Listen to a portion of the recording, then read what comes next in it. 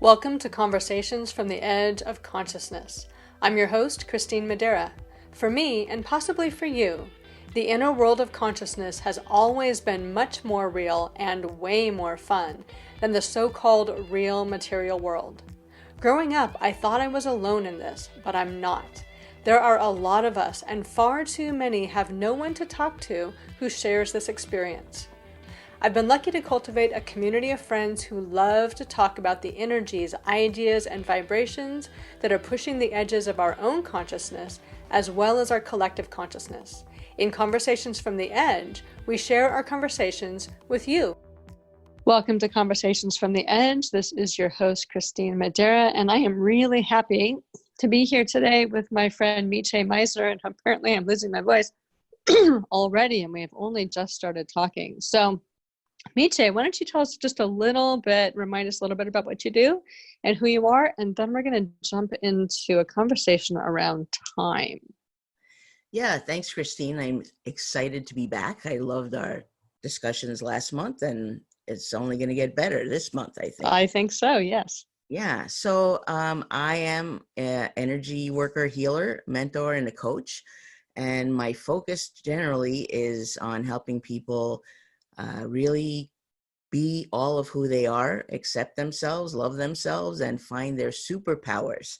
I teach spoon bending. I've developed a process called cosmic attunement, which is like change and transformation on jet fuel that just clears out all sorts of stuff and propels people into themselves, into Great. being more themselves.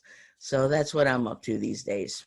All right. Well, that sounds great. And we've talked a little bit about those so far, but we were going to talk today about, you were sharing an experience before we got on here that happened the other day that was kind of, the way that you prefaced it to me is that people didn't get it until you said, well, imagine that you've been smoking pot. And you're like, oh yeah.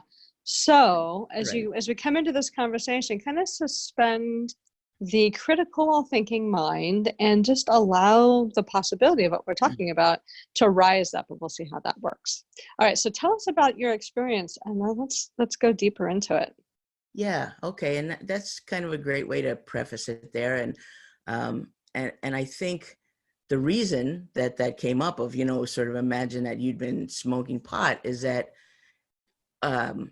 I don't really have words for the experience. I mean, I will try to explain it as best I can.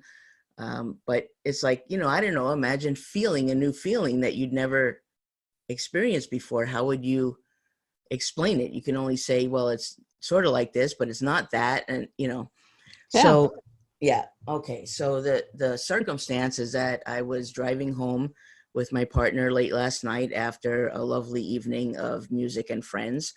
And we were actually sorry that there weren't more sing-alongs during the performance. So we decided to just have our own sing-along, and Lynn put some tunes on, the stereo there, and songs, especially that we both knew and were familiar with, and mostly from like the 70s and the 80s.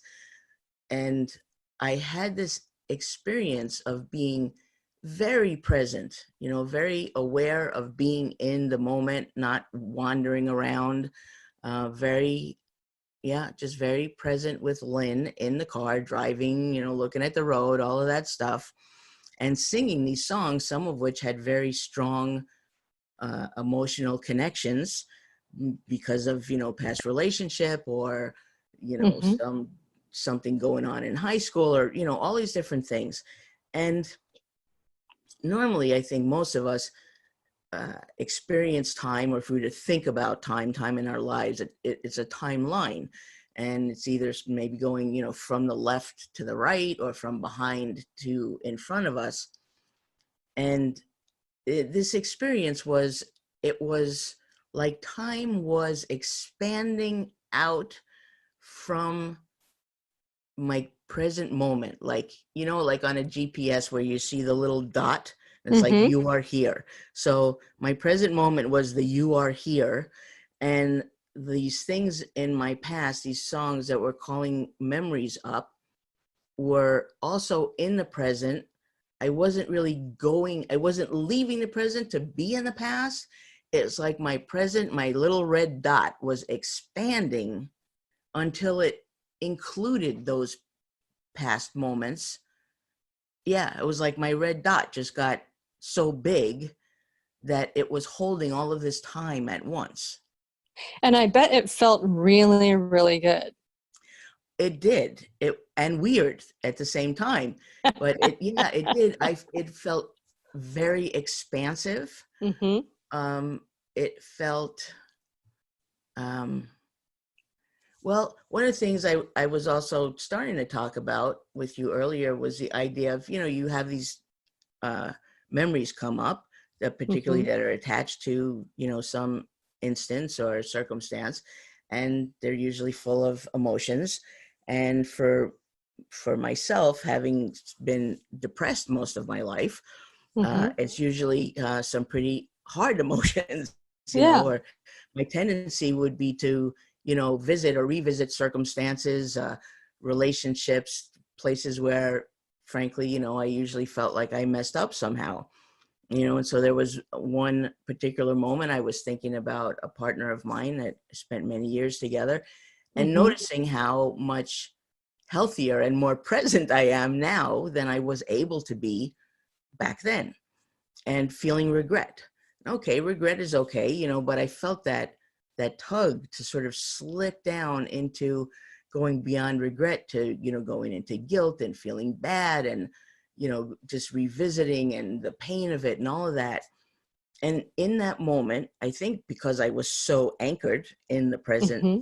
moment, I was able to almost like reel myself back in from sliding down that hill, and saw it as um,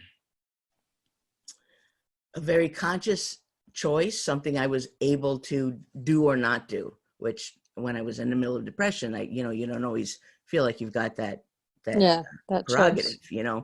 but I Mm-hmm. was able to do that and stay in the present. And so I still was able to have an awareness of the past, an awareness of even emotions of the past, but from a very aware, present moment.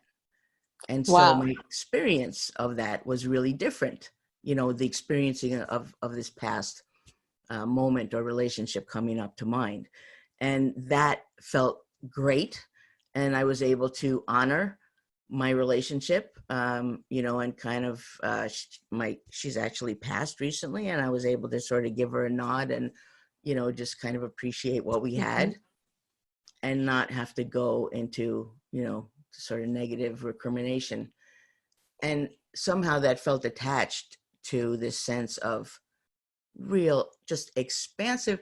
It was expansive, and it was also like from a higher perspective, I Well, yeah, mean, because it sounds right. like to me, and I've had my own versions of these experiences as well. And what it feels like to me when I'm having something like that is that, you're sort of transcending the level of everyday consciousness where there's a big division between, me and you and us and them and past and present and future, and everything is kind of in this place of separation, which is kind of it's an artificial construct. I mean, that's sort of three-dimensional reality, but that's not, when you look at quantum physics, that's not like actual reality. It's just the the I don't know, what do they call it, the expectation based reality that we live in, that may be a hologram, who knows. Anyway, there's a big rabbit hole there we can go down sometime. But when you transcend that place, there's actually places in the brain and brain wave states that you can get into, and it sounded like that's where you were.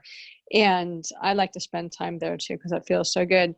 That the brainwave states that are not associated with the past, present, future kind of mode of being. And you have to be very present to get there, but then once those begin to transcend, you really do experience everything as one, everything at one time. And it can be just an amazing experience like that. And so it sounds to me like that's where you were, like you had shifted so much into the present, like through the present, beyond the present, into a state where you could actually be in that super presence where everything was present at one time. Yeah, that sounds right. That reminds me too that I actually felt a lot of activity, energy in the back Mm-hmm. of my head.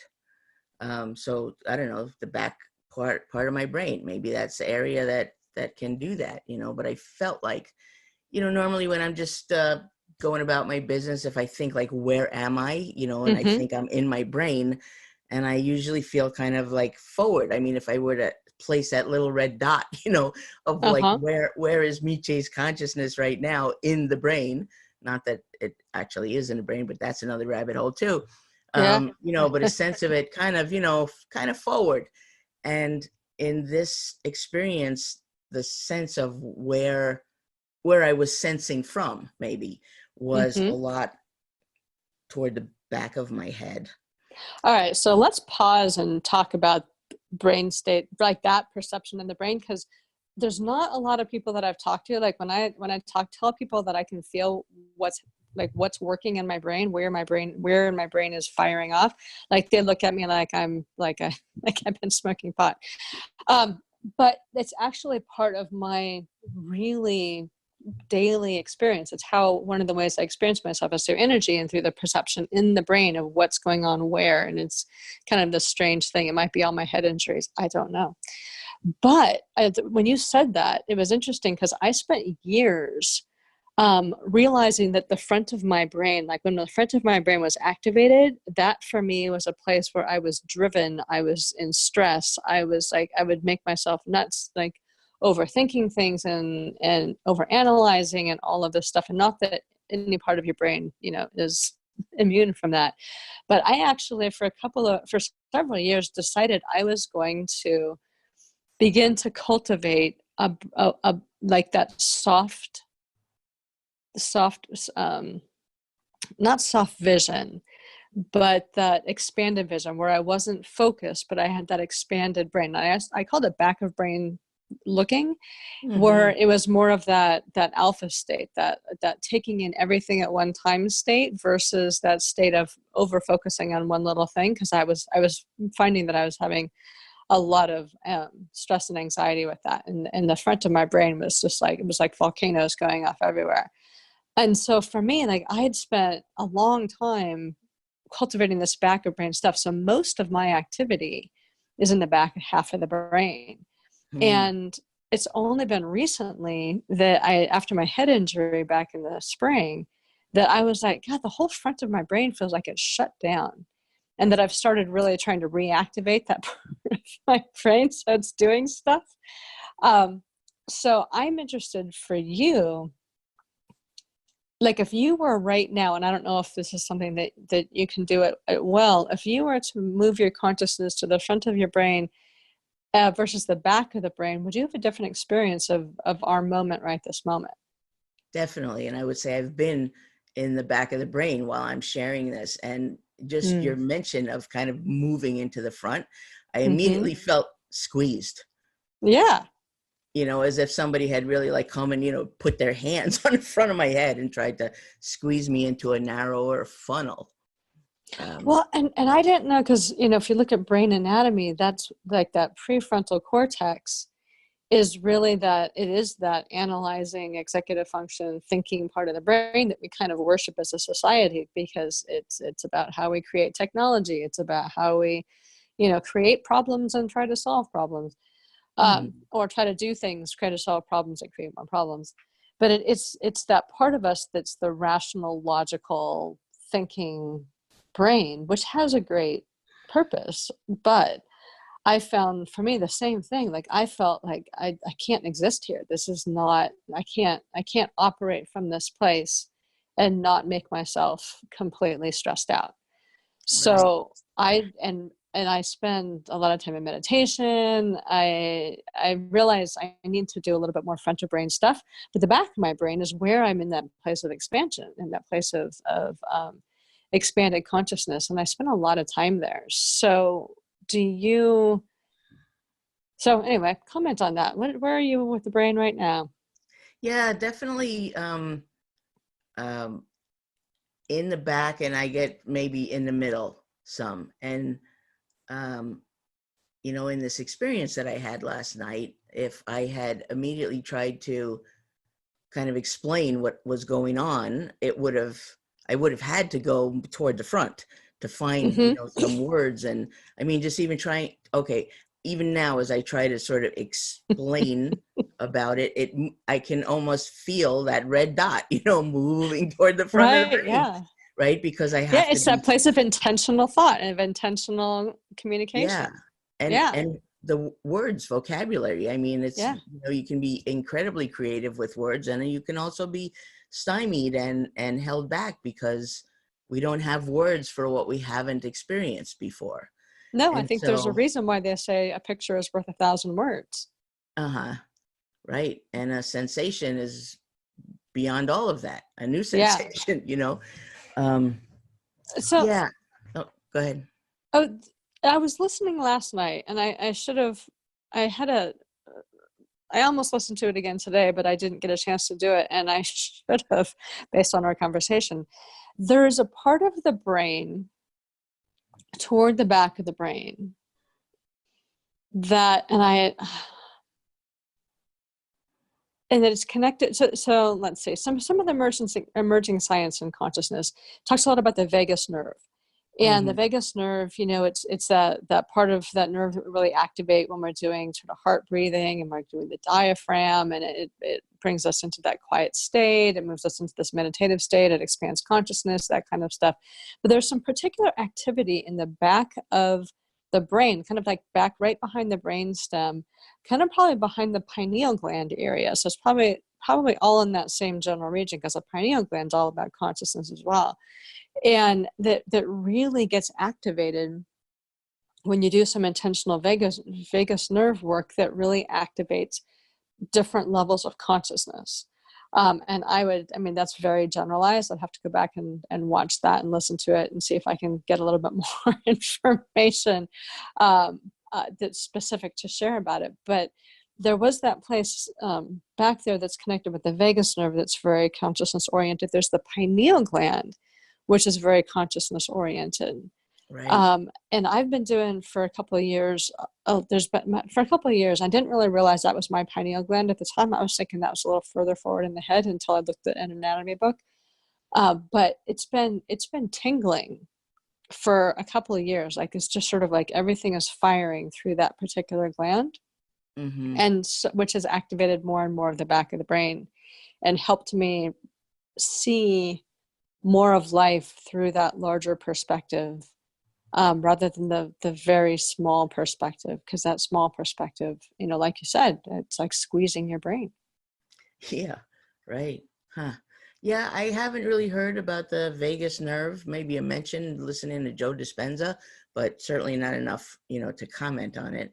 I do feel like the more work I do, the more expansiveness, the more being in different parts of my brain, the more I am awakening my pineal gland as well.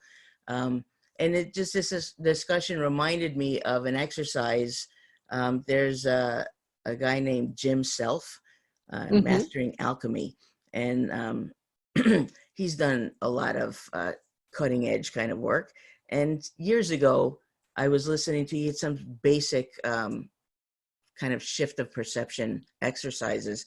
And one of them, the point was just what left for me. The idea is that if I'm looking at something in the room, there's a Mm-hmm. sense, if I pay attention, of my awareness, my focus, my interest is Mm-hmm. going out from me to the thing, Mm-hmm.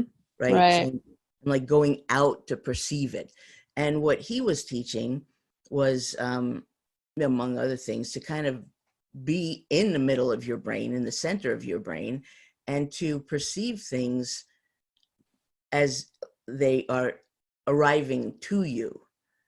That Yes. makes sense, right? So that I'm not sort of, let's say, I'm not really leaving my body, but my awareness is kind of going out to the edge of my energy field or something, to Mm-hmm. have a perception and experience, rather than staying aligned and centered within my own consciousness and perceiving what is around me. And it's very different. It is. And that's exactly what that back of brain stuff I was doing before too. I was even going a little further back than that. And I practice it like driving. is where I really started practicing it before I started adding it to other things. Because you can, if you're driving and you're looking forward and you're like, you only see what you're looking at.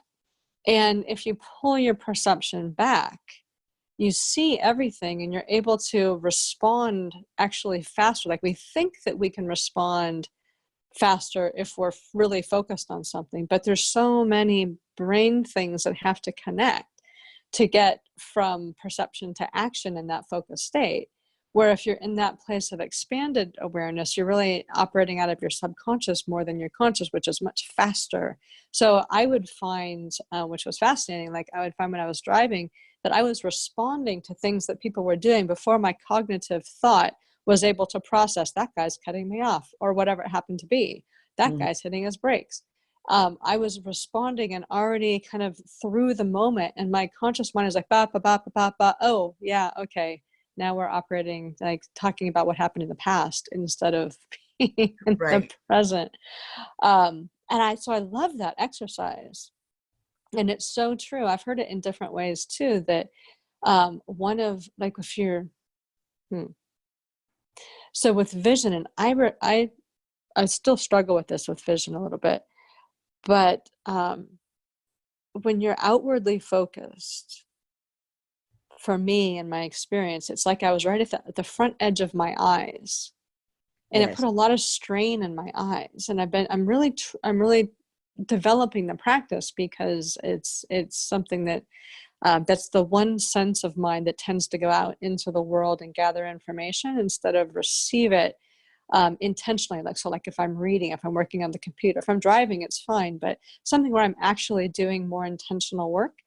That I want to be able to use that focused part of my brain without bringing my awareness to the front edge of my eyes, where it's very fatiguing.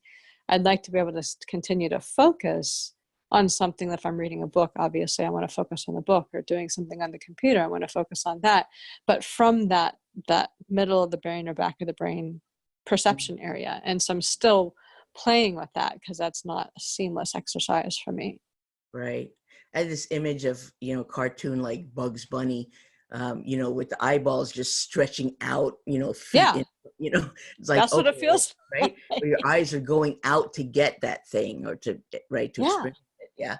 As opposed to, let's say, our eyes being more like the window, or just the receptor through which things are coming in to us to perceive.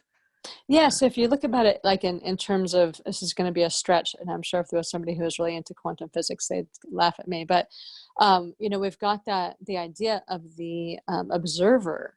And so that observer, by going out and actually having a really strong expectation of what they're seeing, is kind of that perception out into the world. You're pushing it out into the world. You're looking at a particular thing in a particular way, through a particular lens, to have a particular experience. And it's a sort of a fixed point in the world, and things line up around that fixed point, versus that place of consciousness, which is the thing within us that's having the experience, and allowing, just like you said, the experience to come to us and be what it is, without the same level of expectation that we do when we put our awareness out into the world to perceive it in a particular way. Yeah, right. And I think when we're receiving, we're perceiving more. Because, as you were saying, when we're going out, we're much more focused. It's more of a tunnel or a funnel, and we're even more eliminating more of what we can perceive, because we're, targeting something. I know they say that, we're perceiving so many hundreds of thousands of bits of information, and we're basically filtering out most of it. But when we go out, sort of send our eyeballs out to get something, we're eliminating, let's just say, everything from between my head and where my eyeball out there is, like all of that space. I wanted to mention too that there have actually been studies where, like, a person be, hooked up to wires and, gauges and all of that, and sit in front of a computer screen, knowing that they're going to be shown pictures randomly. Some of them are going to be emotionally charged, disturbing maybe, and their responses are being picked up by these electrodes. And I had known for years now that they've shown that your brain, your body, your brain will react before your awareness, you know, so they could measure like on your skin or whatever that you're having an emotional reaction to a picture before your awareness actually gets it, you know, and responds, like before maybe you jump back, you know, but the one that I read about most recently was actually that your heart, Yeah, I was gonna say it's your gets heart it energy. it was like seconds. 7 before. seconds. What? 7 seconds. 7 seconds. Like 7 seconds. that's enormous.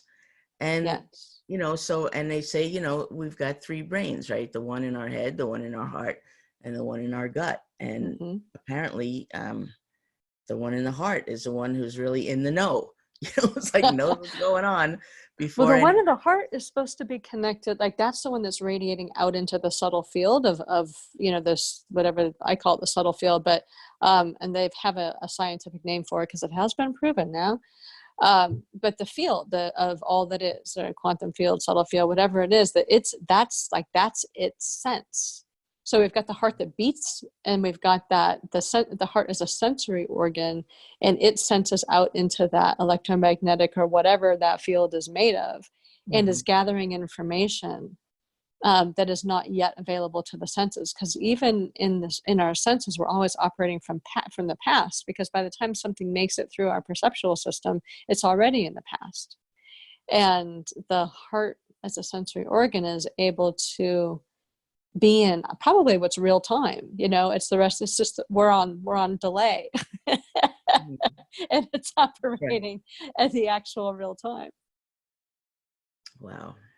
That's fascinating. So would you be willing to give us a little experience of that Jim Self idea of, I don't know if that's somewhere you want to go with this, or if you are able to do that, but if you'd like to, that would be wonderful, or something else would be great too. Yeah. Okay. Well, yeah, I can, you know, give my definitely an accurate version, you know, No, of one that's of fine. his tools. So, you know, and I Bring the do definitely, Miché version. yeah, right. And he's definitely online, and you can find him and find those tools for free on his website. So, you know, I give him that plug. And if you want, you know, his version, which, you know, is the version that I discovered through him. Okay. So, all right. So, you know, take a breath, just be present, come present in your body, kind of bring your thoughts, your wandering mind back into your head, kind of as we've been talking about. And how he has you locate the center of your brain, is to, if you put your thumbs on your temples, and then you join like your middle fingers on your forehead.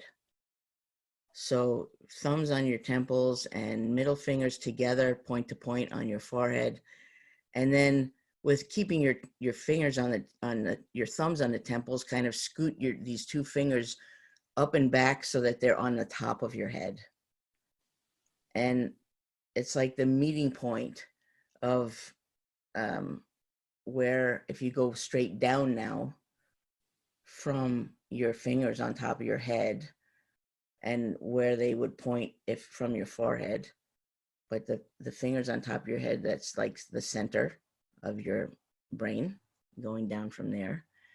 And so just bring your awareness back there. And I say just because one of the amazing things I discovered with him is he would just say, like, do that. And my brain wanted to be like, wait a minute, I don't know how to do that. But if you don't say that, you know, if you just sort of hear the request or the command to bring your attention to the center of your brain knows what to do. Your awareness knows what to do. And to just be with that for a moment and see what that might feel like, sensation maybe in your brain, or even on the top of your head. And now if you imagine your arm outstretched and holding a rose in your hand at arm's length, and look at this imaginary rose and notice now where your focus, are you still in the middle of your brain, or have you moved to the front of your brain, or maybe even beyond, closer out to the rose? And wherever you find yourself, if it's not in the center of your brain, just bring yourself back. And then bring your hand a bit closer, a few inches closer. And again, look at this rose. Or, if you're having trouble visualizing that, you can just look at your hand. And again, where's that red dot in your head? Has it moved? And bring it back to center.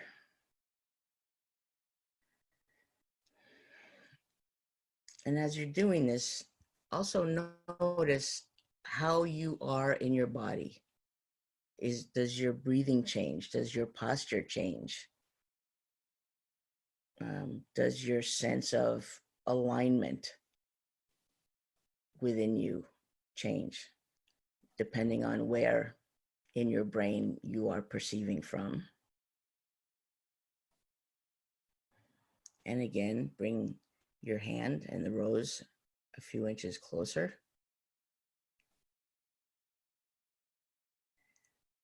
And see if you can just stay in this middle of your brain, in the center, and allow this image, this idea even, to come to you rather than going out to meet it.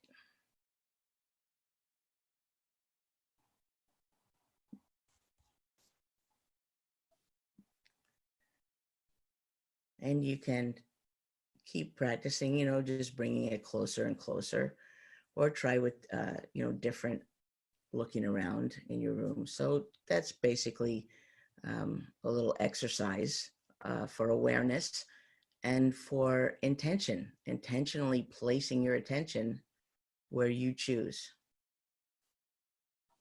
Well, thank you. That was super helpful. And I predict more brain conversations in our future. But that was super helpful for me, because one thing I noticed was when things were distant, like when I was driving, it was really easy to stay in that back. But as it got closer, there was that compulsion to want to move to the front of move my perception out to the edges of my eyes and direct my experience, and I don't mean direct it like, I'm scripting the whole experience, but to have control over the experience, right, rather than just allowing the experience to come to me. So ergo is my work for here on out for a little while to play with that. But thank you so much, Miché, for being with us today and for sharing that. This was fun. Yeah. You need to have more of those kind of experiences so we can talk about them. Yeah, great. This has been wonderful. I love, that you brought in pieces I hadn't ever thought of or experienced. So it was very expansive in this moment as well. That's why we have conversations. Yeah. All right. Well, we will be talking to you again soon. Thank you very much. Thank you. This is your host, Kristine Madeira. I hope you've enjoyed this conversation from the edge of consciousness. You can find all our conversations at conversationsfromtheedge.net. You'll also find links to schedule a private conversation with me or any of my friends, as well as tools to help you expand your own consciousness and explore what's possible for you outside the boundaries of your current perceptions. Feel free to use this podcast to start your own conversation by sharing it with friends, on social media, in your blog, or even in your own podcast. And as always, live the adventure of pushing your own edge. It's the most amazing adventure there is.